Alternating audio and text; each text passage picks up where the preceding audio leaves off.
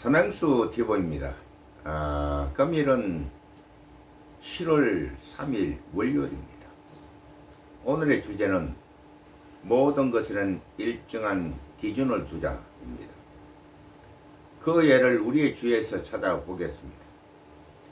한국행 비행기 제작에서 보았듯이 인도네시아의 행동에서 국민성을 봅니다.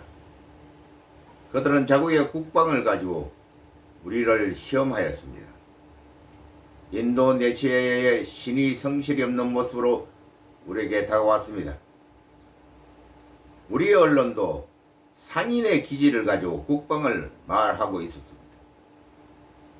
나라를 지키는 무기는 그 어느 것보다 중요한 것이라 인정할 것입니다.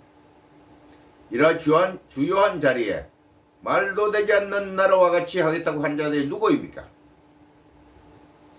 어느 정권에서 그들을 끌어들인지 모르지만은 제 정신이 없는 자들이 나라를 막가파식으로 몰고 가지 않았나 생각이 듭니다. 우리는 자국의 안보를 가지고 장난치는 국가와의 품격을 달리해야 합니다. 그러나 행편없는 자들을 끌어들인 것도 우리들이니 반성해야 할 것입니다.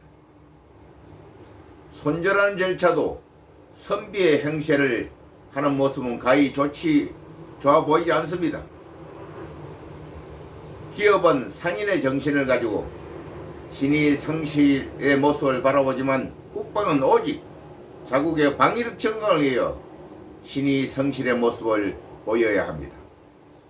국방은 우리의 기준에 맞지 않으면 손절을 해야 합니다. 돈이 문제입니까?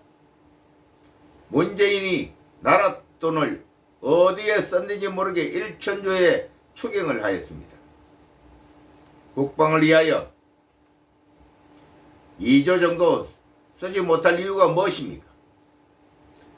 베트남과의 관계를 봅시다.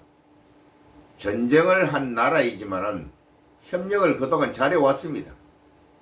이제 먹고 살만하니 옛날 일이 생각나는 것 같습니다. 베트남 정부가 먼저 우리들에게 싸움을 걸어왔습니다.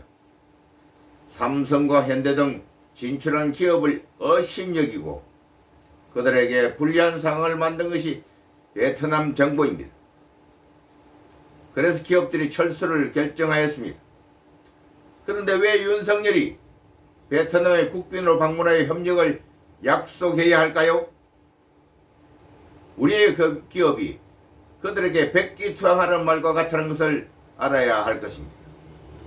일국의 대통령이 자국의 기업의 길을 꺾는 행동을 한다면 옳지 못하다고 하겠습니다. 베트남은 은혜를 원수로 갚는 행위를 한 나라입니다. 당연히 응징받아야 합니다. 박항서 축구감독 사건도 그들이 먼저 버렸습니다. 그러나 결과에서 그를 능가할 감독이 없으니 이제 뒤돌아서 구애를 합니다. 정상적 인간이 해야 할 행동은 뒤돌아보지 않는 것입니다. 그 정상적 행동을 박항서 감독은 했습니다. 과연 사나이입니다.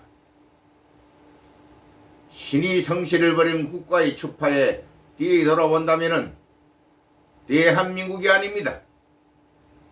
윤석열 대통령은 옛적 베트남전에서의 문제를 가지고 자국의 참전 군인에게 3천만 원의 벌금을 내린 판결을 알 것입니다. 전쟁의 포화를 알고 있는 자가 판결하였다면 이해가 될 것입니다만 베트남 전쟁은 한마디로 표현하면 월급쟁이 전쟁 노름이었습니다. 낮에는 베트남, 밤에는 베트공, 한 가지고 그랬습니다. 이게 무슨 전쟁입니까?